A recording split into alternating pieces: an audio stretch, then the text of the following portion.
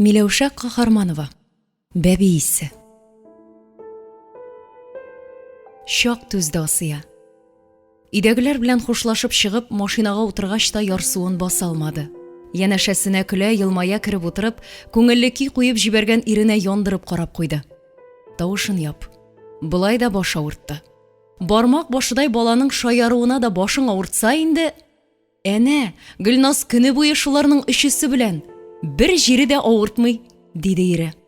Кеше хатынының кай җире авырта-авыртмавын син каян беләсең? Ире гадәтенчә эндәшмәде. Хатынының тузынуын җавапсыз калдырды. Моңа хатыны да канәгать. Чөнки ире вакланмый. Хатын-кыз түбәнлегенә төшми. Я ишетмәмешкә салыша, я үз уена чума. Юл уңаенда ире кибеткә сугылмакчы булып туктады. Ял көнне дуслары белән балыкка барырга сөйләшкәннәр иде бит. Азык-төлек аласы бар. Асияның исә балык кайгысы китте. Күңелендәге ярасы ачылды. Мәңге төзәлмәс ярасы. Баласыз алар. Яшәүләренә дә 14 елдан артты инде. Укыган, хәлле кешеләр буларак, кыйммәтле клиникаларда да тикшерү үттеләр. Дәваларның кирәген дә, кирәкмәгәнен дә кабул иттеләр. Хатыны имчеләрне дә калдырмады. Әйтүләренчә, икесе дә сау-сәламәт. Өметне генә үзәргә ярамый. Тик ул өметне яшәтү өчен көчен генә кайдан алырга? Асия үзе күнәр иде дә. Ирен ничек итеп һаман да буш өмет белән алдамак кирәк. Әнә бит, бая танышларында бәләкәй бала күрүдән уенчык тапкан күчек хәленә төште. Әле генә тәпи киткән сабыйны ятып та, тезләнеп тә уйнатты. Хәтта шәй артына да утырмады бит. Суынып беткән чынаягын кабаланып кына чөмереп китте. Шул сабыйдан ары бер нәрсә дә күрмәс хәлгә җитте. Асияның бар әйберсе дә бар үзе. Машинасы да бар, хан сарайда йорты да, кала үзәгендә фатиры да, яхшы эш хакы алып кайта торган ире дә, тик менә баласы гына юк. Һәм шул бәләкәй генә юк бүген күп барның бәһасен төшерә.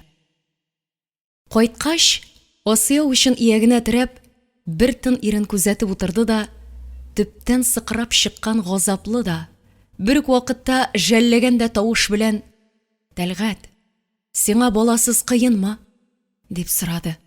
Ире моңа кадәр дистәләрчә, йөзләрчә тапкыр булган кебек, килер дә шәшеннән, аркасыннан сөеп тынычландырыр дип көтте. Көтте. Кыен.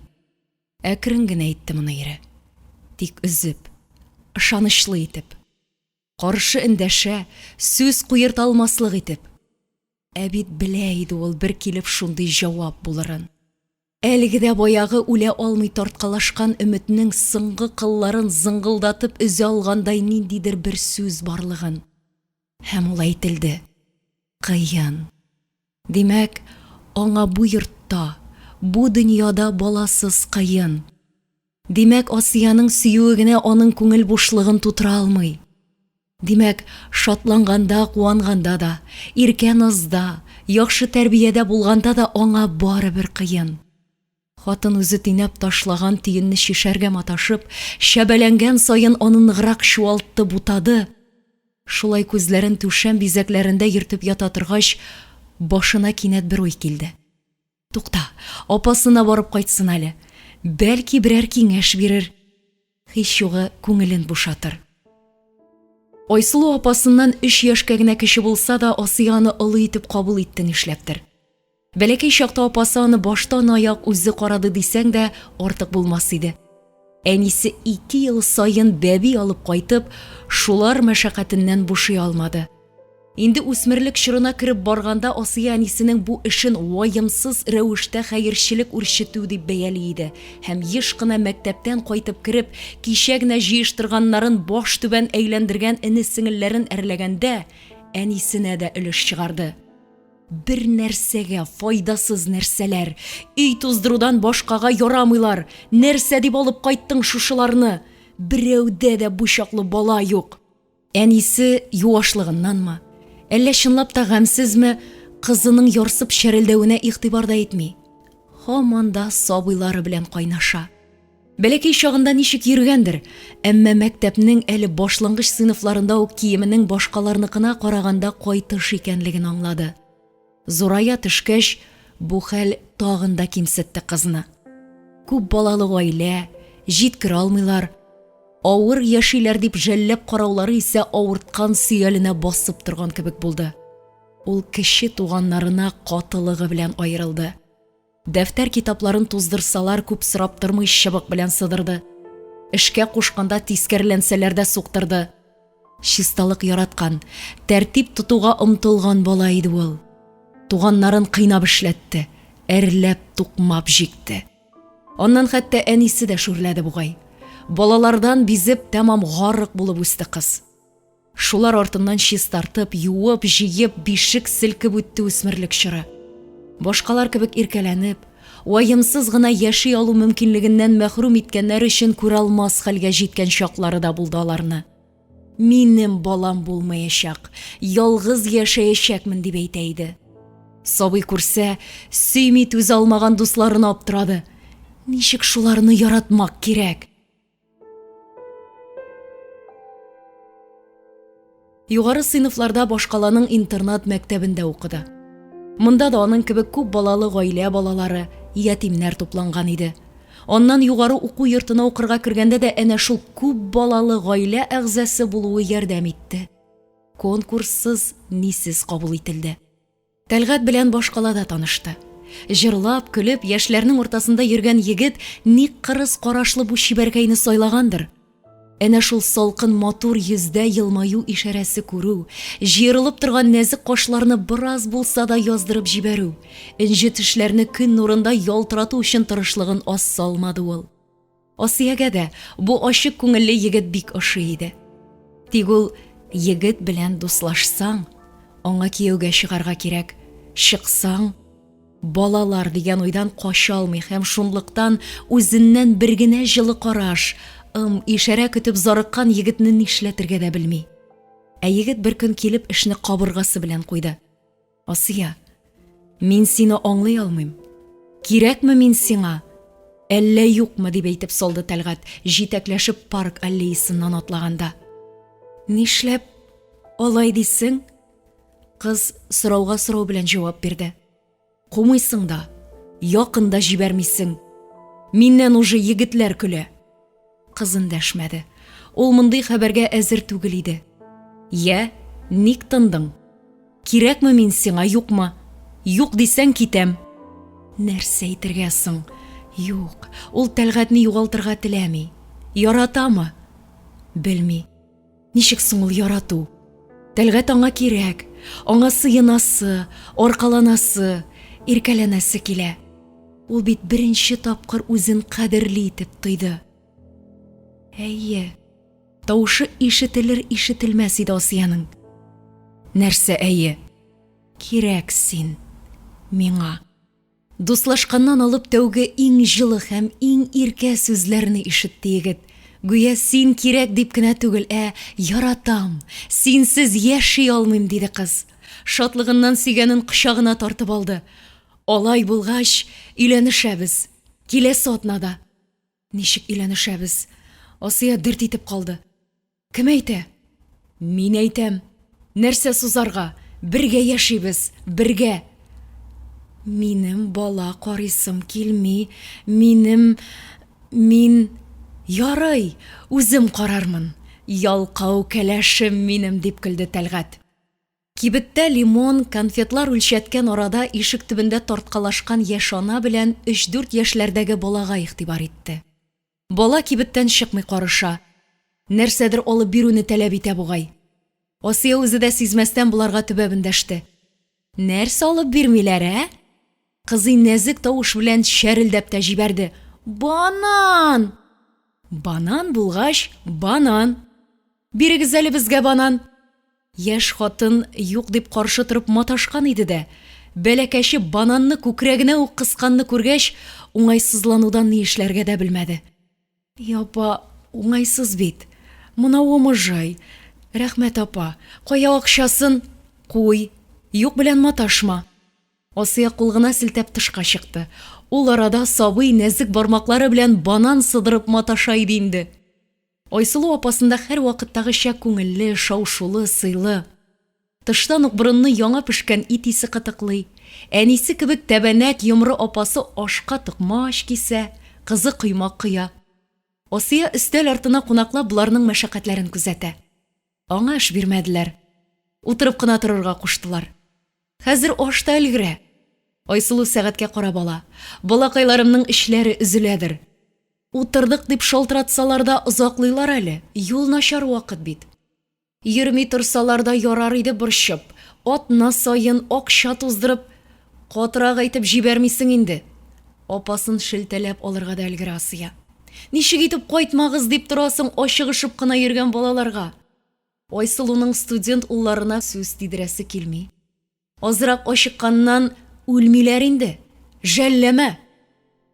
Айсылуның сүз көрәштерәсе килми. Хас әниләре мәрхүм инде. Шунда ук икенче хәбәргә күчәдә китә.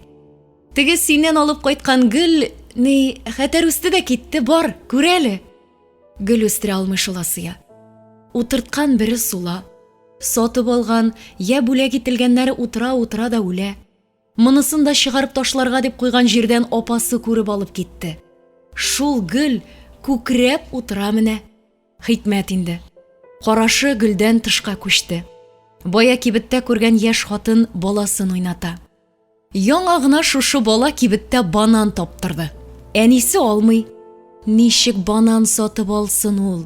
Шак көн күрә дип куйды Айсылу. Нишләп? Эш кешегә охшамаган бит. Асия тагын тәрәзәгә төбәлде. Үзе эчмәсә ни? Әнисе эчә. Әнисенең икенче ире эчә. Баласы бәләкәй, эше юк. Айсылу шулай тезә аш бүлмәсенә кабаланды. Ул арада шаулашып студент уллары кайтып керде. Апасының шуларны кычып сөйгәнен, өстәл артында кыстап ашатканын сәерсенеп, хәтта бераз үртәлеп күзәтте Асия. Иркенләп сөйләшергә җай тимәсә дә сеңлесенең кәефен сизгән Айсылу озата чыкканда кияүенә биҗат итмә дип уенлы чынлы итеп салды. Сиздем икән, сизеләдер шул. Бер көн эштә компьютерындагы таблицаларга сибелгән соннарны чүпләп күзе башы тынып утырганда, секретарь Әклимә килеп керде дә, башка кызларга ишеттермәскә тырышып колагына пышылдады. Бер нәрсә алып киләм дигән идем. Миңа кереп чык әле. Нәрсә дигәне газета икән. Хатын газета битен әйләндергәләде. Нәрсә бар монда? Әклимә озын тырнаклы бармагын бер рекламага төртте. Менә моны яхшылап укы. Аналар һәм балалар елына багышланган яңа программа буенча бәби ясау быелгы елда бушлай була дигән. Асия бер кызарды, бер агарды. Шулай да ярсымаска тырышып, теш арасыннан кысып чыгарды. Причем тут кирәк булса акчага да ясаталам. Анысы шулай инде, но выход бит бу. Әклимә билдекле кыяфәттә сөйли башлады. Суррогатный ана табып ясатырга була. Ул бит барыбер сезнең генә була. Ирең белән синеке инде, то есть. Уф, куй әле Әклимә. Булмастай белән баш катырып йөрмә. Буш түгел ул, Асиюш. Уйла әле син. Хәзерге заманда бала табып бирүче хатыннар аз түгел ди ул. Акчага бөтен нәрсә дә сатылган вакыт бит. Әклимә ишектән чыкканчы ярып килеп сөйләп калды. Асияның саруы кайнап китсә дә, башында баягы сүз тукран кебек шүкеп барды. Суррогат. Тәлгать ялларын балыкта үткәреп күңеле күтәрелеп кайткач, телевизор карап ятты да кинәт: "Әйдә, приюттан бер малай алыйк", димәсенме. Битенә маска сылап утырган хатыны аңа көзге аша төбәлде. Ире аның аптыраган сораулы карашын шулай ук көзге аша тотты. "Ник аптырыйсың? Шушылай тик утырып үткәрәбез менә гомерне?" Хатын исе китмәгәнгә салышты. "Тик утырмыйбыз бит. Көне-төн эштәбез. Ул баланы кем карый?" Ирнең тавышы капыл кыркуланды. "Син? Кирәк булса мин. Бер бала карый алмаслыкмы без?" Асия тынып калды. Чөнки белә, бу мәсьәләдә ул көчсез. Юк, приюттан бала алырга теләми ул. Чит баланы гомердә дә ярата алмаячак. Кинәт Әклимә иткәнне исенә төшереп, шул саламга ябышты. "Бик теләсәң, әйдә суррогат әни излик. Бала үзебезнең каннан була." Тәлгать яткан җиреннән торып ук басты. Анысы ничек була тагын? Ну, бездән алынган орлыклар ясалма аталандырыла да, суррогатның корсагына салына. Вот и все. Хәзер инде ире бер тындашмый утырды. Башына сыйдыра алмады күрәсең мондый яңалыкны. Ахырда шак телгә килде. Алай законлымысың? Медицина рөхсәт итә бит. Әнә, телевизордан сөйләп торалар. Тәлгать бер утырды, бер торып бүлмә буйлап йөренде. Аннан кабаттан хатынының каршына килеп басты. Андый хатынны кайдан аласың, Асия? Кем кешегә бала табып бирә? Чит илдә генәдер андый әкият. Нишләп булмасын? Эшсез, акчасыз хатыннар белән дөнья тулы. Тәлгать әйләнеп китеп тагын бер урап килде дә, хатынының алдына чүгәләп торып күзләренә төбәлеп ялварды. Алай булгач, тап син шундыйны, Асия, тап, яме? Мин хакыннан тормам. Бармак башыдай бала өчен шушы өйне дә бирергә риза. Хатын хәлнең чынлап та аяныч һәм котылгысыз икәнлеген аңлап, кирфекләрен кагып ризалыгын бирде. Ире аның аякларын кочаклап, йомры тубыкларына йөзе белән капланды. 40-ка җитеп барган ирнең тау кебек иңбашы, аркалары калтыранды. Елыйм әллә? Алай дисәң, яшьләре юк. Ирләрнең күз яшьсез генә елый алуын белми иде Асия. Хатынның башын хәзер бер сорау бораулый. Кайдан суррогат ана табарга да кемне ялларга? Ике атна үз алдына нәтиҗәсез көйләнгәннән соң башка чара тапмыйча, әлеге дә баягы апасы белән киңәшләшергә булды. Барып җиткән иде дә, Айсылу телефоннан эш белән чыгуын, бер ярты сәгатьтән генә кайтасын әйтте. Асия машинасы эчендә тирә-якны күзәтергә кереште. Талгын киләр дулкынында уйып утыра торгач, кинәт каршы барактан теге танышлары килеп чыкканны шәйләп алды. Яшь хатын 3-4 яшьләрдәге баласын нишләптер күтәреп алган. Менә ул эскәмиягә утырып баласын алдына җайлап салды. Бала йоклый күрәсең. Асия бу күренешне бераз күзәтеп утырды. Теге хатын да уйга батып утыра бирде. Шул вакыт Асияның күңелендә шайтаннар уйнады. Нәрсәгәдер өмет итеп, нәрсәгәдер омтылып машинасыннан төште дә хатын ягына юнәлде. Саумысыз? Баш кагып кына сәламләде яшь хатын. Күтәрелеп тә карамады ичмасам. Сеңелкәш, син мине танымыйсың ахыры? Асия кыяфәтенә уңайсызланган төс чыгарып хатын янәшәсенә чүгәләде. Шул чакта гына тегесе исенә килгәндәй карашын аңа күчерде. Сез? Гафу итегез. Кинәт танымадым. Гаеп юк. Прогулкамы? Прогулка. Яшь хатын тынычсызланып шыңшыган бәләкәчен алдында тибрәтте. Тиш-тиш бәпчегем, тиш-тиш. Тик бала күзләрен ачып ук шыңшырга кереште. Әни, ишем авырта. Хатынның яшьләре атылып чыкты. Ул үзгәләнеп баласына иелде. Шулпан, бәләкәчем, елама, яме? Йокла, кызым, йокла. Йоклап буламы инде? Баягыдан да ныграк кыбырсымакчы. Утыра торгач баласына әнисе дә кушылды. Икәүләшеп балавыз сыкмакчылар. Бу күренешне сәерсенеп күзәтеп утырган Асия капыл торып балага үрелде. Каялы сеңелкәш, булай елашып утырып булмас. Бир баланы. Киттек. Өметсезлекнең чигендә булган яшь ана бер сүзсез аңа иярде.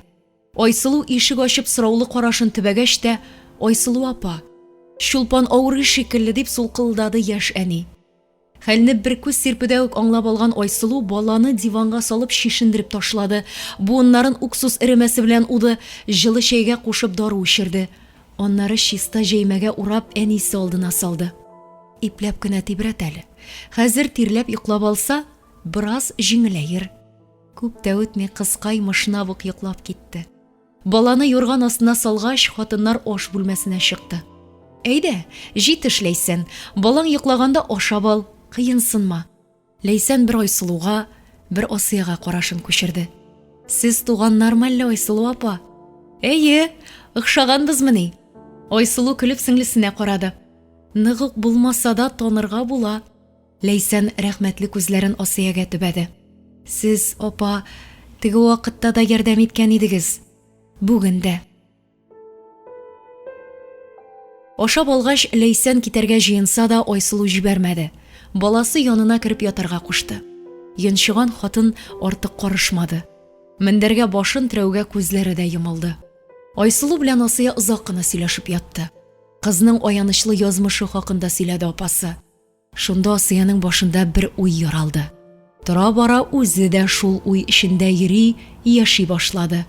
Шул уйны дөньяга ашыру планын кырды. Киләсе юлы хатын Ләйсәннең кызы белән чыкканын сагалап торып, машинасына утыртып алып китте дә кала уртасындагы кафега алып барды. Тәмле ризык белән сыйлады, юк-бар сөйләп мавыктырды. Кайтканда уенчык кибетен алып керергә дә онытмады. Ләйсән яңа танышына хушы китеп, сокланып карады. Аңа бу ападагы бар нәрсә ашы иде. Үзен ышанычлы, иркен тотуы да, заманча киенүе дә, машина йөртүе дә, бераз хавалырак булуы да. Модалы прическасы, матур сумкасы, ялтырап торган кыска чәшке туны, колагындагы әллә нинди ташлардан эшләнгән алкалары, муенындагы алтын чылбыры бар да хатынны буй җитмәс югары итеп күрсәтте. Кибетләрдә ибернең хакына да күз салмавы, күңеле ятуына карап сайлавы да, сатучыларны йөгереп йөрергә мәҗбүр итәрлек сөйләшә белүе дә, кафеда салат яшелчәләреннән хуш ис чыкмаган өчен генә дә алмаштырып бирүләрен таләп итүе һәм аны бер сүзсез үтәүләре дә язмыш типкесендә йөреп хәлдән тайган Ләйсәнне тәмам әсир итте. Асияның һәр кыланышын, хәрәкәтен йотып, сөйләгәннәренә кыюсыз гына елмаеп баш кагып утырды. Аерылышканда хатыннар якын ахирәтләр кебек хушлашты. Ләйсәннең күптән булмаганча күңеле рухланып, үз-үзенә ышанышы артып китте. Кәефен хәтта әнисенең чәче башы тузып исереп ятуы да боза алмады. Пышмактагы бәләкәй караватка инде ыйый башлаган баласын салды да бәү-бәү дип килергә кереште. Үзе һаман Асия апасы хакында уйлады. Шибәр ханым берничек тә аның күз алдыннан китмәде. Кичен яткач та әле аның баладан башка бөтен нәрсәм дә бар. Бер бәләкәч сабый бирми бит Ходай дип атлаган саен кызын тупылдатып сөюен хәтерләп, аптырарсың бу дөньяга. Сөт өстендә каймак кебек яшәр җиргә бала бирми дип уйланып ятты. Ләйсән шушы җимерек баракта үсте. Коридор очында яшәгән Аня әби белән үзен исәпкә алмаганда, мондагыларның барысы да кулларына акча килеп керү белән көннең я төннең теләсә кайсы вакытында, яңгырда да, буранда да яндагы сыра лавкасына йөгерә торган кешеләр. Аларны баракларында коридор идәннәренең чиреп ятуы да, подъезд ишегенең кайрылып төшүе дә, түбәнең яңгыр үткәрүе дә, суның, газның күптән ябылуы да, электр утының да шушы көннәрдә өзелергә тиешлеге дә һич кенә дә борчымый күрәсең. Берсе дә иртәгә кая китәрен уйлап киеләнми. Аня әби генә: "Мин картлар йортына да бара алам. Син нишләрсең?" дип борчыла. Ләйсәннең әнисе Сәрия балалар йортында үскән. Тегү фабрикасына эшкә урнашкач, аңа шушы барактан бүлмә биргәннәр. Бу йортта чынлап та кемне алып карасаң да балалар йортыннан чыкканнар бит. Күршедәге Сергей белән Наташа да шулай ук детдомда тәрбияләнгән. Каршыдагы агач аяклы ир дә, теге Әклимә дә, әнисе әйтүенчә, алар кебек үк туган тумачасыз, йортсыз, җирсез адәмнәр. Җыелышып тамак чылаткан саен үзләре, кала түрәләре, фатир бирәсе урында безне шушында китереп тыкты. Бурлар, алдакчылар безнең өлешне йотты дип әрлиләр. Әмма мәсьәләне хәл итәрдәе юк. Ләйсәннең атасы юк. Булмаганда. Бәләкәйрәк чакта әнисе янында күпмедер яшәп киткән бер абыйга әти дип эндәшә дә иде шикелле. Анысы чыгып киткәч онытылды. Аннар үзләрендә яшәп чыккан абыйларның әти түгел икәнлекләрен аңлый иде инде кызый. Елдан ел ныграк эчкән әнисен ана хокукыннан мәхрүм итү белән куркытып, үзен вакытлыча приютка алып та киттеләр. Әнисе күпмедер вакыт эчүен ташлап, эшкә кереп, кызын кире юллап алды да, түземлеге озакка җитмәде. Яңадан эчте. Бикле калып ач утырган. Атналар буе әнисен көтеп ала алмаган. Исерекләрдән куркып, Аня әбидә йоклаган чакларын исәпләп бетереп булмыйдыр. Мәктәпне яхшы гына тәмамлады. Медучилищега керде. Тик укуын тәмамлый гына алмады. ПТУ студенты Раян атна эчендә кызның башын әйләндерде.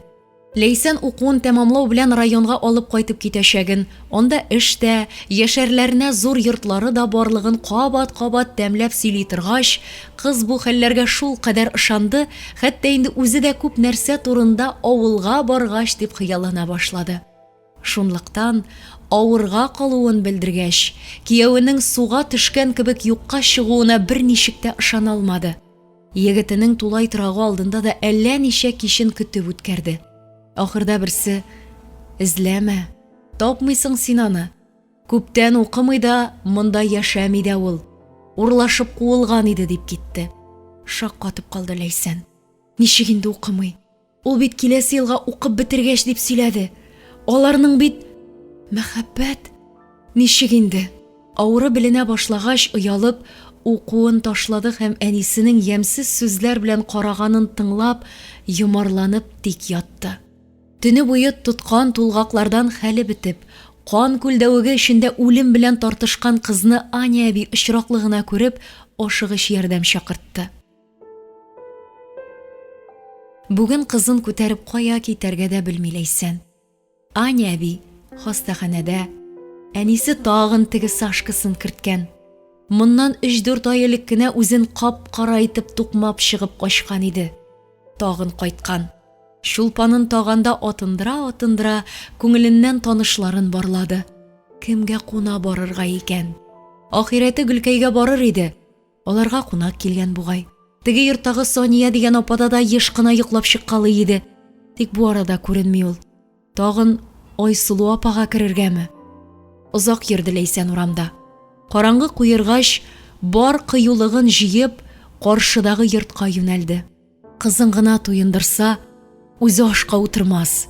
Шунда, идәнендә булса да йоклатып кына чыгарса, таң белән торып китәрләр.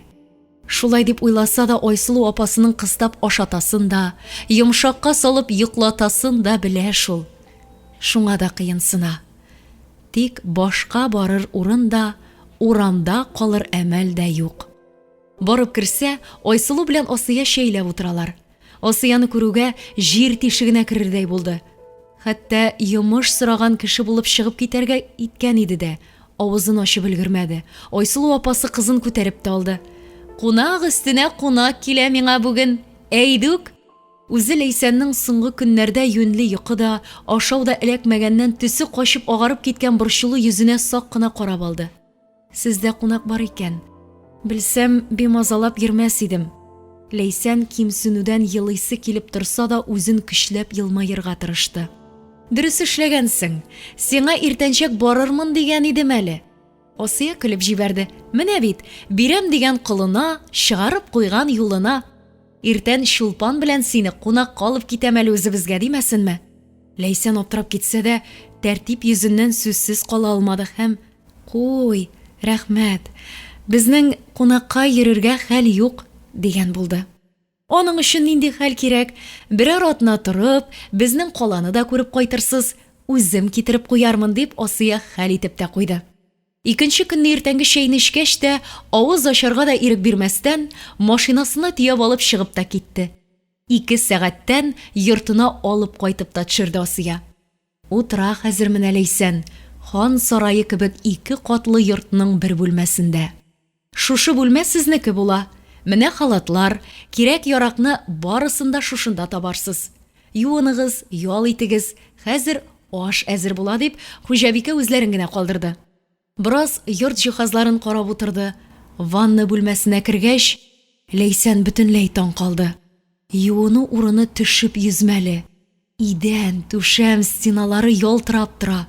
Кызы белән арыганчы кыендылар. Тәннәрен су суырганчы уйнадылар.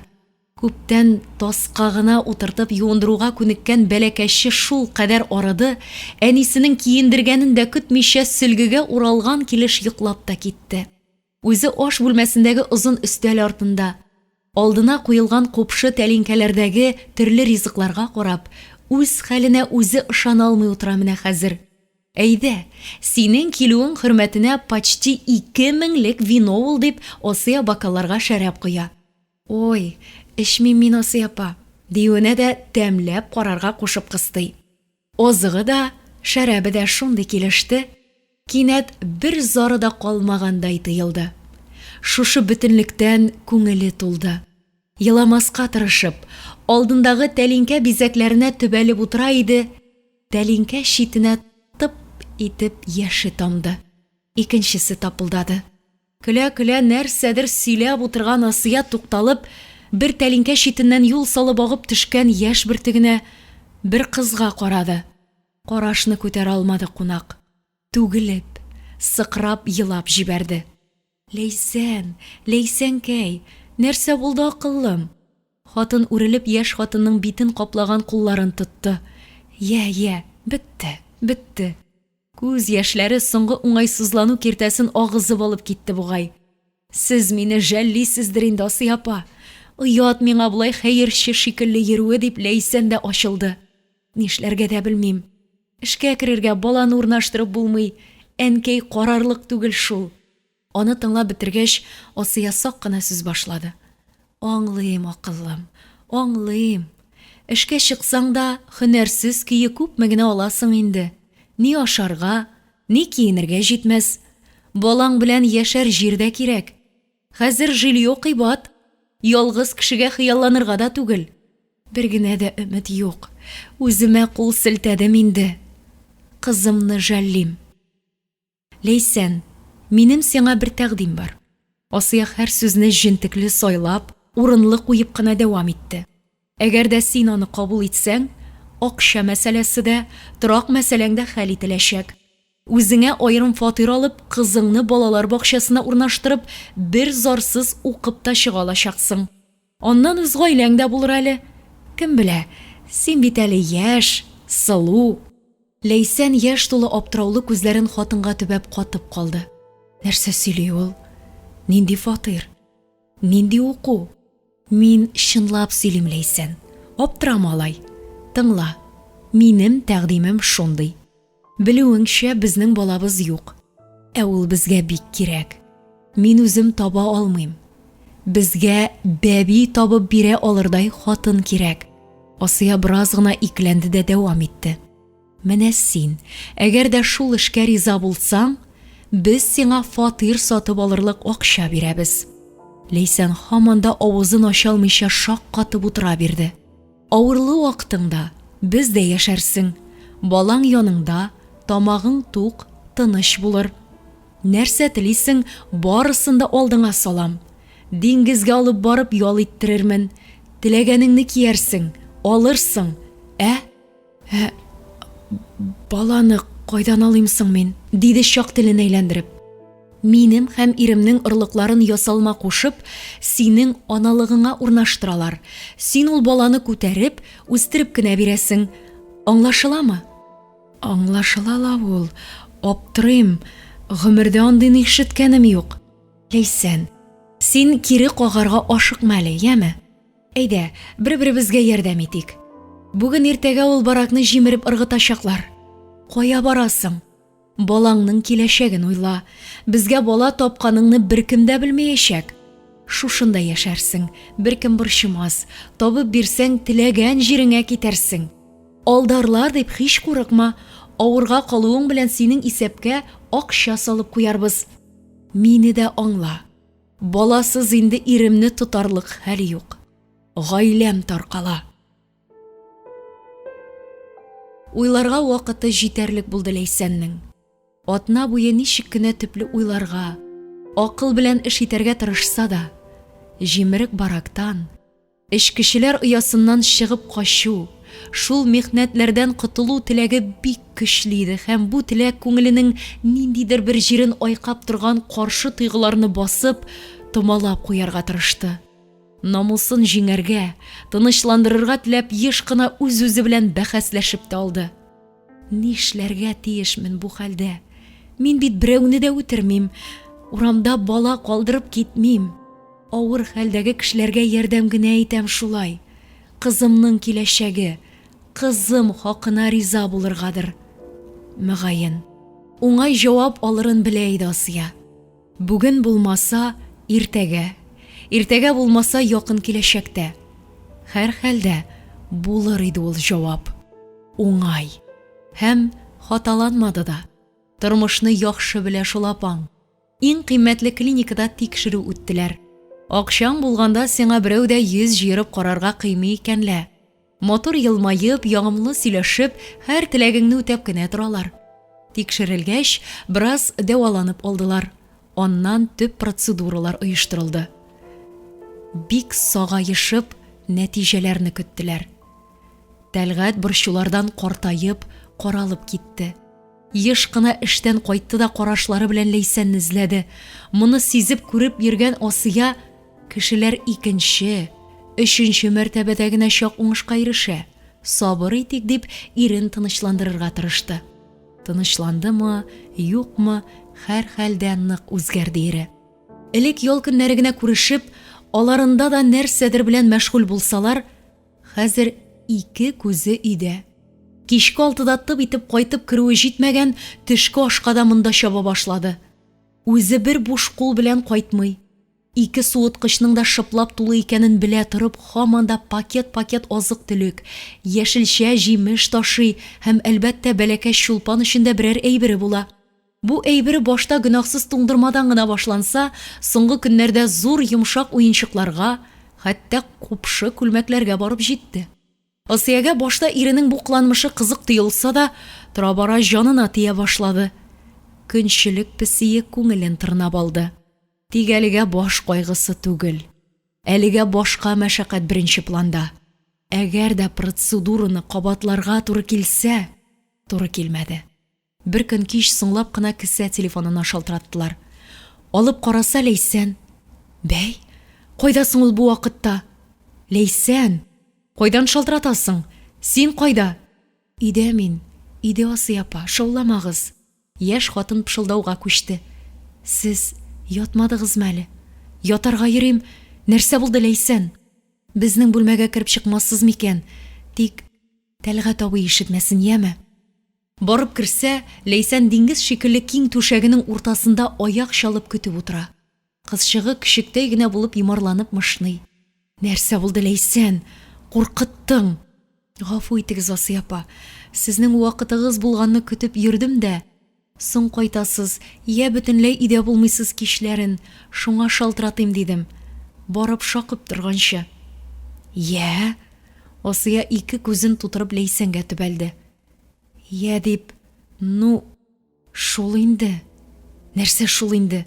Апасының аңламавына аптырады. Нәрсәсен төшенә алмыйсың ул? Авырлы мин. Көтеп ала алмый йөргәне артык көтелмәгәнчә булды Асия өчен. Точнымы? Точно. Үткән атнада ук тест алып караган идем. Күрсәтә. Уже билгеләре дә сизелә. Токсикоз башланмакчы. Так, булай булгач булды. Булды. Торып учларыны бүлмә буйлап үтте. Чыдамый шәбәкәйләп җибәрде. Булдырдык бит булай булгач Ләйсән. Тукта, Тәлгать абыеңнан сөенч алыйм әле. Артыннан ишек ябылып өлгермәде, кире килеп керде һәм Маладис Ләйсән, 5ле сиңа. Иртәгә врачка барырбыз. Инде аша, ял ит, йокла. Синең эшең хәзер шул дип чыгып та китте. Шул көннән, дөресрәге шул кичтән соң бу өйдә бер нәрсә дә элеккеге кебек була алмый иде инде. Һәр хәлдә Асиягә шулай тоелды. Хәзер аларның яшәү рәвеше, уй хыялы, максатлары хәтта тын алышы да икенче. Хәзер аларның барысын бергә туплаган, ныгытып бәйләп куйган сәбәп булачак бәби бар. Ләйсәнне баштан аяк игътибар үзәгенә әйләндерделәр. Бигрәк тә Асия апасы. Нәрсә ашый, нәрсә кия, ничәдә йокларга ята, нинди көйләр тыңлый. Хәзер буларның барысы да ныклы күз колак астында. Йөклелек тә үзенекен итте. Яшь хатын вакыт юк-бардан кисезләнде, әле елыйсы килде, әле сәбәпсезгә көенеп йөрде. Иртәнге укшулар, хәлсезлек, исләрне күтәрә алмау, азык сайлау аның булай да какча йөзен ак кагаз төсенә кертте. Җитмәсә, әнисенең башын икенче нәрсә биләгәнне сизенгән кызчыгы да ризасызлык белдереп кисезләнде. Сузылып яткан әнисен я тышка чыгыйк, я уйныйк дип тарткалап торгызды, үпкәләп елады. Бу хәлләр Асиягә ошамады. Бигрәк тә баланың бу йортта бар икәнлеген белдереп тавышын чыгаруы, шул кызны тынычландырам дип иренең йөгергәләп йөрүе. Ничек инде бармак башыдай бала аның өендә үз хокукларын булдырып утыра ала? Бу мәсьәләне җәһәт кенә хәл итәргә кирәк иде. Һәм хәл итте дә Асия. Тиз арада шәхси балалар бакчаларының берсе белән бәйләнешкә кереп килеште дә, Ләйсәннең авызын да ачырмастан чулпанны җилтерәтеп алып барып та куйды.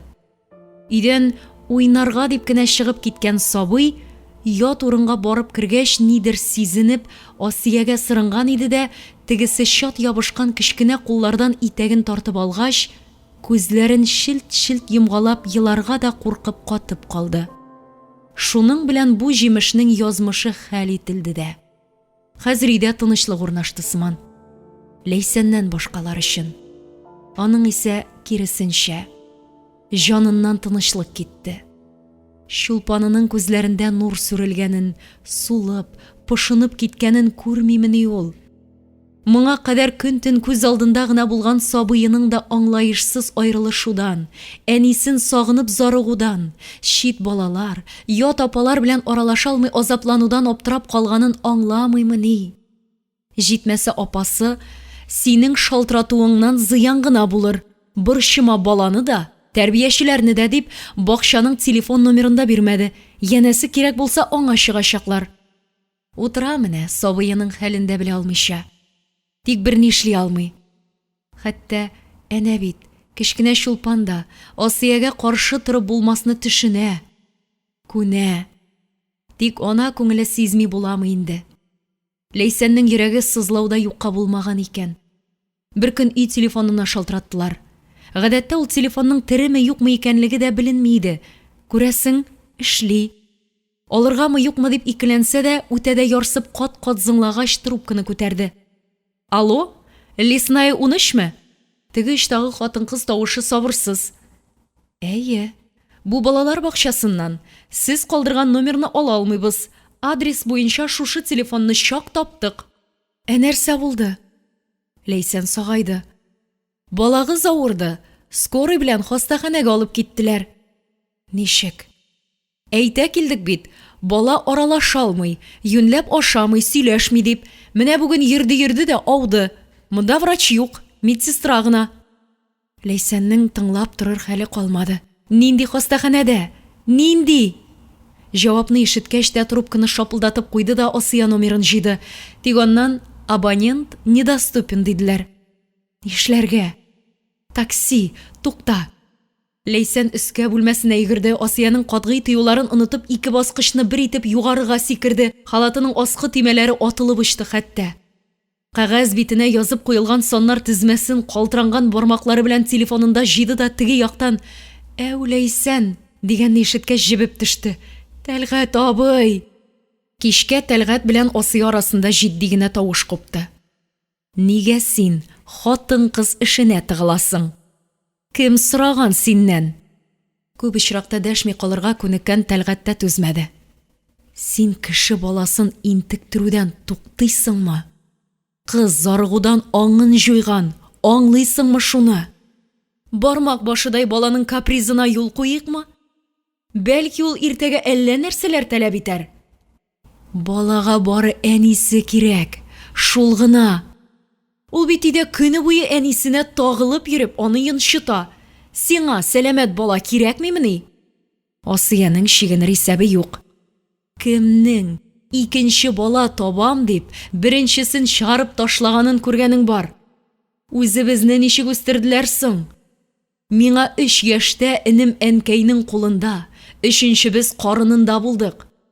Тәлгать шуның белән сөйләшү тәмам икәнлекне белдереп, бүлмәдән чыгып ук китте. Шушы хәлдән соң Асия Ләйсәннәр белән йөрүнең күп өлешен иренең җилкәсенә салырга тырышты. Шундыктан хәзер ир кешегә яшь хатынны табибка, дәвалау үзәкләренә һәм хатыны уйлап тапкан тагын әллә кайларга йөртергә туры килә. Еш кына бергәләп театр-концертларга, ял паркларына йөриләр. Мондый сәяхәтләргә Асия кушылмый. Аның мөһимрәк эшләре бар. Ял көнне төшкә табан гына йокыдан торды да Асия, тегеләрнең юклыгыннан файдаланып, иркенләп кофе эчеп алгач, солярийга бармакчы булып чыгып машинасын җылыта иде. Шырык-шырык иткән тавышларга әйләнеп караса, Чулпанны ике яктан җитәкләп, җай гына сөйләшеп килгән Ләйсән белән Тәлгатне күреп телсез калды. Шушы бөтенлек, идиллия күренеше әллә нишләтте. Озын, мәхәббәт гәүдәле күркәм ир янында яшь, сөйкемле хатын. Җитмәсә, авыры да беленеп, тагын да серлерәк, ягымлырак күренә. Урталарында кечкенә бала көлә, шаяра, сикергәләп килә. Тәлгате хатыны белән диярсең. Авызын җыеп ала алмыйча нәрсәдер сөйли, йөзе елмаюдан балкып тора. Ә бит үзләренең шулай парлап йөргәннәре дә юк. Җитмәсә, бала белән. Асияның җанын көнчелек тырнап алды. Килүчеләр дә машина эчендәге Асияны шәйләделәр. Ләйсән кызын уртадан үз ягына күчереп җитәкләде дә, башын иеп пышылдап кына "Саумысыз" дип үтеп китте. Тәлгат исә әсәрләнеп тора бирде. Асия да кузгалып китә алмады. Нәрсә, гаиләңне прогуливать итәсеңме таңнан? Машина пыяласын төшереп шулай дип мыскыллады ул ирен. Беренчедән, инде төш җитеп килә. Икенчедән, шушындый матур ялда чынлап гаилә белән йөрергә кирәк, ә матурлык салоннарына чабарга түгел. Оннан кинәт карашын хатынына төшерде. Төш дигәннән, төшке аш ашатучы кеше булырмы икән бүген? Асиягә җитә калды. Әнә, гаиләң ашатсын, дип ысылдады да кузгалып китте. Тәлгат Ләйсәнне хатын-кызлар консультациясенә үзига алып барды. Бергә кереп карынындагы сабыйны да күрмәкче иде дә, яшь хатын уялам дип ризалашмады. Менә шуңа да Чулпан белән туңдырма ялып вакыт кыскарталар. Тәлгат бабай, әнкәем нишләп озаклый? Аны врач карый. Нәрсәсен карый? Аннан ир кеше җавап уйлап өлгергәнче үзе үк әйтеп тә куя. Эшендәге бәбине карый. Әй бит. Аха, аны кайдан беләсең берчәкәй? Беләм инде. Әнкәем әйтте. Көндә кылагымны куеп бәбәйне тыңлыйм бит. Миңа тык итеп тибеп җибәрде кичә. Бу кызыктан үзе шыңгылдатып көлеп җибәрде. Аптырап Тәлгат тә кушылды. Көлеп туйгач, бабасын җәзалауны дәвам итте. Ул бәби сезнекеме? Әнкәем бәби Асия әби белән Тәлгат бабайныкы була диде. Син аны нишләтәсең? Уйнатасыңмы? Уйнатам инде, үстерәм зур итеп. 4 яшьлек баланың булай ачыктан-ачык сөйләшә белүенә исе китте Тәлгатның. Асия әби аны әрләр инде. Шуннан бәби елар инде. Нишләп? Ул бит гел әрли. Иратта бытылдаган балага борылып ук йөзенә бакты. Кайчан әрләде син Асия? Әй, Асия әбиң, кичә, бүген дә ишу теге вакыт гел әрли ул. Шуннан ул киткәч әнкәем елый, мин дә елыйм. Нигә әрлисең? Нәрсә өчен? Балаңны тыймыйсың, көзгенне пычраткан, идәнне кырган дип. Миңа бүлмәдән чыгарга кушмый, кәнфиткә тидерми. Үзе матур гына кәнфитләрне өстәлгә куя да, үзе ашатмый. Күңелсезләнүдән бөтенләй олыларча авыр сулап ук куйды Чулпан. Ә Тәлгат исә ишеткәннәреннән кая керергә белмәде. Бик гәрләнде. Чыгып утырган Ләйсәннән нәрсә диделәр дип сорарга да онытып, газга басты. Арыды инде Ләйсән, йончыды. Йөкле булып йөрүдән дә, жан газапларыннан да, Асияның акыл өйрәтүеннән дә, корсагы борынына җитеп зурайды. Хәрәкәт итү, яту, утыру авырлашты. Алары гына берни түгел иде дә, менә бу жан әрнемәсә. Әмма эчтәге бер сызлану, үзгәләнү үтмәде дә, бетмәде дә. Киресенчә, ул ана карынындагы сабый белән кушылып үсте, зурайды, авырайды гына. Һәр көн кич түшәккә ятты да, кызын кочагына алып үз-үзе белән сөйләште. Менә, минем балам бар, ул Чулпаным. Башкасы минеке түгел. Түзәргә кирәк. Бу вакытлыча. Мин бары инкубатор. Миңа ул бала беркемдә түгел. Мин аны яратмыйм. Мин аны бер вакытта да күрмәячәкмен. Түзә алмасам, оныта алмасам, Ничек кенә йөрәктән йолкып алырга соң? Эй, Ходаем, нишләп кенә ризалаштым бу тәмугка? Ул хакта уйларга тиеш түгелмен. Уйламыйм, все, мин һәм Чулпан гына. Соңгы сүзләрен кычкырып ук әйтте ахыры. Оеп барган кызы күзләрен ачты. Елыйсыңмы, әнкәй? Асия биярләдеме әллә? Юк, берәү дә әрләмәде. Еламыйм. Йокла, кызым. Кызын кысыбрак кышты Ләйсән. Йомшагым, йомгагым минем. Әнкәй, Чулпан төнге лампа яктысында әнисенең күзләрен күрергә тырышты. Әйдә бәбине Асия әбигә бирмик. Ул бит яман.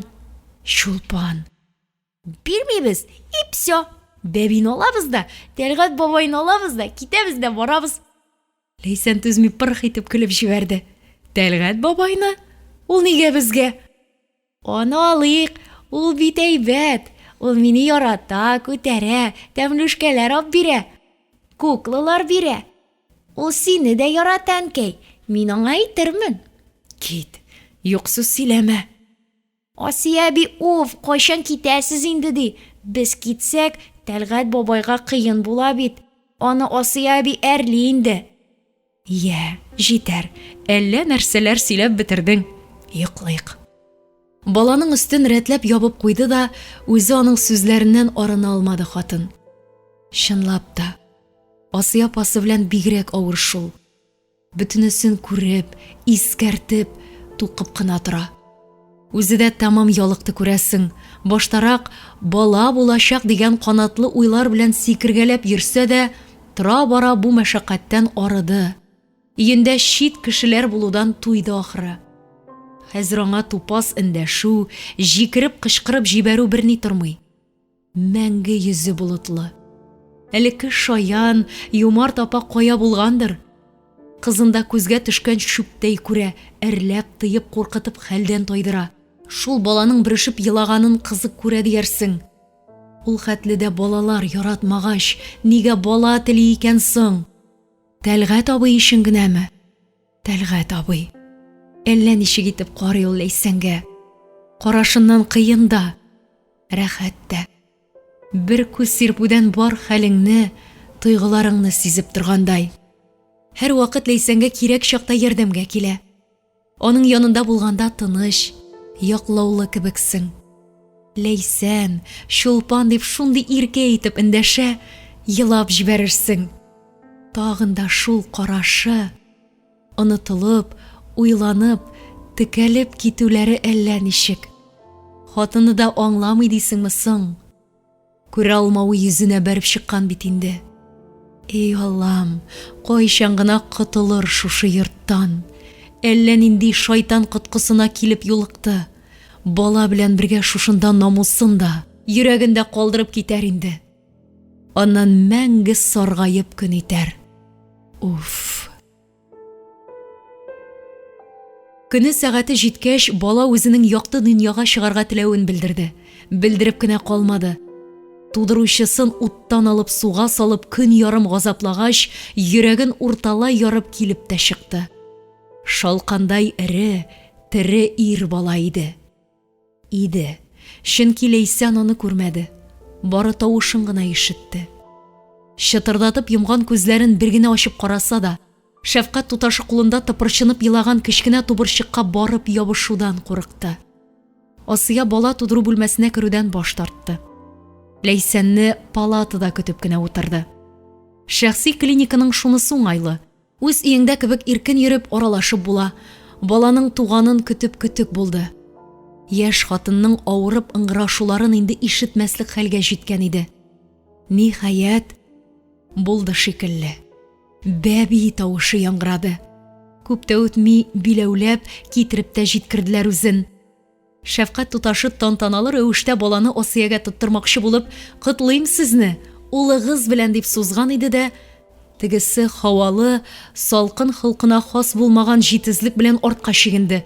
Миңа түгел, салыгыз караватка, ятып торсын. Шәфкать туташы сәерсенүдән кашларын сикертте. Шулай да баланы махсус урынына урнаштырды һәм "Таныша торыгыз" дип чыгып китте. Асия аптырап басып тора бирде. Борынын таныш ис кытыклады. Бала чактан жанны биздергән, күңелдә авыр хәтирә булып уелып калган әшкелтем бер ис. Бәби исе бит. Әйе шул бәби исе. Кинәт шушы истән, шушы ис чыккан урыннан чыгып качасы килде. Бәләкәй генә җан иясе белән икәүдән-икәү бер бүлмәдә калу аны куркытты. Хатын ипләп кенә үрелеп биләүдәге сабыйның йөзенә карады. Күзләре йымык, борын да авыз, авызы да нәрсәдер эзләп бер туктаусыз ачыла да ачыла. Менә ул берни дә тапмагач, көчәнеп кызарды да дулап торып елап җибәрде. Бу тавыш Асияны бөтенләй каушатты. Ул нишләргә белмичә палатадан коридорга ташланды. Анда да туктый алмыйча баскычтан аска йөгереп төште дә ишекләргә бәрелә сугыла тышка килеп чыкты һәм кымсызланып тирән итеп сулап җибәрде. Нәрсә булды? Ни булды Ләйсәнгә? Ул арада ишек төбендә таптанган Тәлгать хатынын тотып алып чүпрәк курчак шикелле селкетте. Асия, нигә дәшмисең? Хатын иренең кулларын иңбашыннан йолкып алып селкеп җибәрде. Нәрсә булсын, бала туды. Нәрсә җилтерәтәсең мине? Бала ничек? Ләйсән ни хәлдә? Син нишләп йөгереп чыктың соң? Тәлгать үзендә, хатынында тыңламый әллә? Мин кайдан белим? Кирдә кара. Ир эшкә томырылды. Хатын эскәмиядә учлары белән битен каплады. Бәби йортка кайтты. Ата кеше улын каршылап, өендә төсле шарлар, тасмалар элде. Бала керәчәк бүлмәне картина кебек бизәде. Махсус кибет хезмәткәрләре килеп, иң сыйфатлы балалар мебелен, түшәк кирәк ярагын, арба бишекләрен, уенчыкларын тутырды. Бәби үз оясына кереп яткач, ул хатынын аш бүлмәсенә чакырды. Ниһаять, икәүдән-икәү кара-каршы утырып алдылар. Тәлгать хатынына игътибар белән бакты. Арыдыңмы? Аның тавышы бәрхеттә йомшак, кайгыртучан иде. Арымый әллә? Больницада няня белән уңайлы иде. Монда ялгызым нишләрмен икән? Ял ал, бәбиле хатыннарга ял бирәләр бит. Борчылма. Җайлап өйрәнерсең, мин дә булышырмын. Без икәү бит. Ирнең ирексездән авызы ярылды. Мондый сүзләрне сөйләү рәхәт иде аңа. Тик бу хатынына ошамады. Нинди ял? Эш ташлатып мине өйгә бикләмәкчесеңме? Атна эчендә хәлдән тайдым. Син ал ялны. Ата буласың килде бит. Тәлгать ишеткәннәренә ышана алмады. Ничек мин? Бәбине хатын кеше кары инде. Әнкәй кеше. Алай булгач, няня ялыйбыз. Дәваханәдә карашкан хатынны чакырыйк. Яхшы хак түләсәк, нишләп килмәсен? Асия, бәбигә әнкәй кирәк. Ул нәрсә айыра әле? Тамагы тук, асты кырыгына булсын, 1-2 яшькә җитсен, теләсән инде шәхси бакчага бирергә. Син мине ишетмисең ахыры. Бернинди няня да бакчада түгел. Үзебезнең балага, үзебез әнкәй һәм әткәй булачакбыз. Аңлашыламы? Тыныч итеп, әмма теш арасыннан кысып чыгарды буларны Тәлгать. Күзләре яман янды. Өстәл өстендә яткан зур учлары йодрык булып тинәлде. Ирен бу хәлдә күргәне булмаган Асиягә йомшаклык күрсәтүдән башка чара калмады. Сиңа бала кирәк дип күпме тырыштым. Рәхмәтең шулмы? Булып өлгермәгән нәрсәдән әллә күпме проблема. Күз яшьләренә булып торып ук китте. Йокы бүлмәсенең ишеге шап итеп ябылды. Тынычлык китте өйдән. Йокы китте. Бала өйдәгеләрнең берсенә дә тик утырырга бирмәде. Тик утыру гына түгел, иркенләп ашап алырга да җай булмады. Алай итсәләр дә, булай итсәләр дә ашатмады. Әллә шешә сөтен, әллә тотуларын, әллә биләүләрен яратмады, белмәссең. Ярсыды да елады, ярсыды да елады. Ир белән хатын чәчләрен йылкыр хәлгә җитеп, зәңгәрләнеп күгәргән сабыйны бер-берсеннән тартып алып үзләренчә тибрәткән, юаткан булды, тик файда озакка бармады. 3нче көн дигәндә инде сабыйга кушылып Асия да шыңшый башлагач, Тәлгать дәваханәдәге няняны үзе шалтыратып чакырды. Килде хатын. Сабыйның таш булып каткан корсагына массаж ясап, алай итеп, булай итеп эчен бушаттырды, җылы суда кыендырды. Шуннан бәләкәч тә имеп алып изрәп йоклап китте. Шул минутында әткәй белән әнкәй дә ике якка тәгәрәде. Тик бу бәхет озакка бармады. Белдекле апаның монда яшәрлек мөмкинлеге юк булып чыкты. Яхшы хак вәгъдә итсәләр дә, ул эшеннән һәм укучы балаларыннан бүленә алмады. Аның урынына икенче бала караучы таптылар. 2 көн түзде дә, анысы да сәбәп табып китте. Өченчесе Тәлгатькә ярамады, чөнки аның кулында бала үзләрендәгедән дә ким шауламады. 4нчесе юындырганда су эченә төшереп җибәреп, сабыйны чак тончыктырмады. 5нчесе, 6нчысы бигрәк бәләкәй шул, ичмасам 5-6 айлык булса икән дип күпләр баш тартты. Иң ахырда сабырлыгын җыеп, Асияның үзенә бишек янына басарга туры килде. 10нчымы, 15нчеме көн. Хәзер инде ул көн төннең исәбендә югалткан. Елап арыган сабый сулкылдый йоклап киткәч, Асия аяк өсте басып торудан буыннары каткан аякларын чак өстерәп ванна бүлмәсенә атлады. Үтеп барышлый элекке гадәтенчә коридордагы зур көзгедә үзенең чагылышына күз салды. Салды да шаккатты. Каршысында танымаслык бер хатын басып тора иде. Яңаклары эчкә суырылган битен, йокысызлыктан эчкә баткан күз кабакларын бармагычлары белән сыпырды. Гомер буе маникюрлы тырнакларын Тәлгат тәүге көнүк ашык-пошык кистереп ташлаткан иде. Бармаклары да кыскарып, гарипләнеп калгандай күренә. Башында прическа дигәннең әсәре дә калмаган. Күптән тара күрмәгән чәчләре ничек җитте шулай кыстырылып, аннан-моннан асылынып төшеп тора. Өстендә дә сөт исе, бала кысыгы, сидеге сингән халат. Күз алдындагыдан башы әйләнде Асияның. Бу бит ул. Кайчандыр бала чагындагы, тәртипсез дөньясында балага батып утырган әнисе кебек, теге шапша Гөлназ кебек, пешмәгән Ләйсән кебек. Юк, һәм тагын бер кат юк. Моның булуы мөмкин түгел. Асыялар түгел. Аның монда ямсыз арыган буласы килми. Хатын жан ачуына аякларына элгән башмакларын очырып ыргытты да ваннага йөгерде. Тиз генә өстендәге чирканыш киемен салды. Фу. Әлеге ис. Бәби исе. Ул тәнгә дә, чәчләренә дә сингән иде. Асия тәнен ышкып исле сабыннар белән юарга кереште. Тәлгатне өйдә тынлык каршылады. Бу ни хәл? Кайда гүләп елаучы сабый? Кайда ачуы йөзенә чыккан хатыны? Телефонын алды. Алло, Асия, сез кайда? Без? Мин эштә. Ничек эштә? Бала? Тәлгат, кайткач сөйләшербез. Теге яктагы тавыш бераз тынып торды. 1-2 сәгатьтән өйдә булам. Бәйләнеш өзелде. Асия! Тәлгат аптыравыннан кулындагы телефонына текәлеп тора бирде. Чак көтеп алды хатынын. 7 кызыл машина давыл кебек килеп туктар-туктамас ишеген тартып ачты. Кайда бала? Асия тыныч иде. Ул бу сөйләшүгә алдан әзерләнгән күрәсең. Тәлгат, ярсыма. Хәзер барысын да җайлап аңлатам. Башта әйт, кайда бала? Бала приютта. Вакытлыча приютта. Ире шаккатып торган арада хатын тизрәк әйтеп калырга ашыкты. Мин аны бераз хәл алганчы дип кенә тапшырып тордым. Анда аны яхшы карыйлар, тәрбиячеләр, медиклар. Яңа гына аңын җуеп авып барган кебек булган ир уйламастан хатынны бер тартуда салоннан җилтерәтеп чыгарды. Кайда бала? Нинди приютта? Утыр рульгә, хәзер үк барып алабыз. Ул арада Асия да телгә килде. Телгә генә түгел, асылына да килде ул. Юк, Тәлгат, мин көне-төне янында утыра алырлык бала караучы тапмый торып, аны үзебезгә алмыйм. Сиңа рәхәт, эштә тик йөрисең. Мин нәрсә? Бала чүпрәге юучым әллә?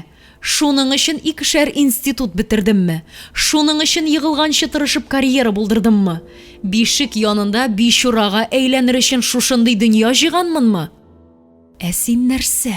Бала үстерүе җиңел дип уйлаган идеңме? Мин ярдәм итмимме? Эшкә алып китә алмыйм бит инде. Ир йылы язып ашыргаланды. Алып кит, теләсә кая илт. Син теләдең аны, син. Хатын чәчәк түтәле читенә лып утырып елап шыңшып кычкырды. Кулына эләккән чәчәкләрне йолкып алып бәрде, туздырды. Бу ямсыз күренешне баш селкеп карап торган ире аның каршысына чүгәләде. Асия! Иягеннән тотып үзенә каратты. Асия! Син бит аны бөтенләй яратмыйсың, шулай бит? Әйт дөресен, кирәкми бит ул сиңа? Хатын шәбәләнүдән туктады. Биразга тынды, аннан шикрәеп карады да: "Әйе", диде. "Яратмыйм. Аңа бернинди тойгым юк. Арыдым, ялыктым. Инде карар әмәлем калмады. Хит үтер, Тәлгать, хит үтер." Ир калкынып басты. Бер мәлгә башын югары күтәреп һавага карап торды. Аннан адашкан адәмдәй тирә-ягына күз салды. Аяк астында бирешеп утырган хатынына карады һәм ят, салкын тавыш белән эндәште. "Адрес." Ләйсән үз фатирында көн итеп ята. Бер бүлмәле генә булса да үзенеке. Моннан аны беркем дә төн уртасында куып чыгармый, сүкми, куркытмый. Үзе бикләп чыгып китә, ачып килеп керә. Җан рәхәтендә яшә бит. Әгәр ул җан рәхәте булса икән. Юк шул, юк. Булганы да юк һәм аңлавынча инде булмас да. Оныта алмады ул. Оныта алмады. Әллә онытырга теләмәдеме?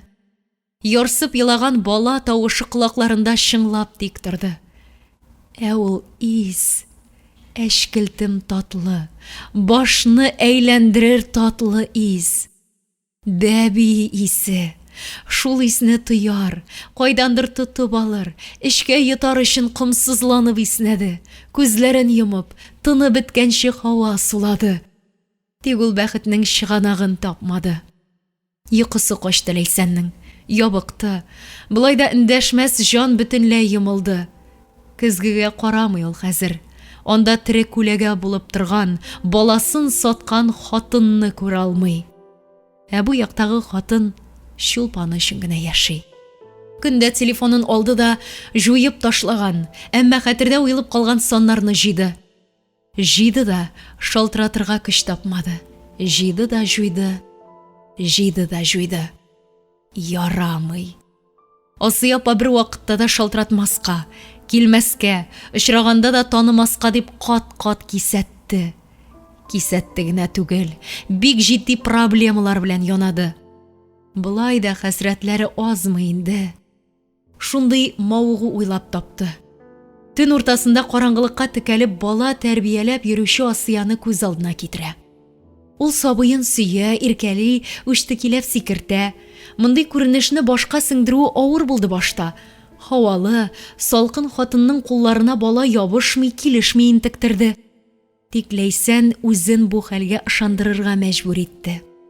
Сабыйны иркә кочакта, яклауда итеп уйласа аңа җиңелрәк иде. Шулай булырга тиеш.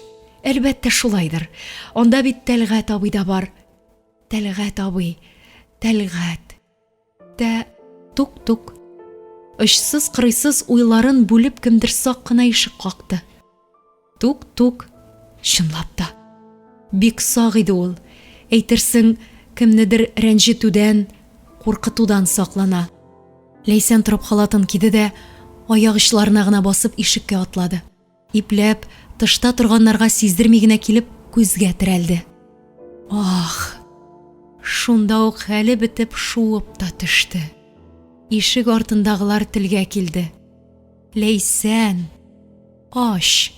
Бәби ашыкты. Укыды Эльвира Камалетдинова.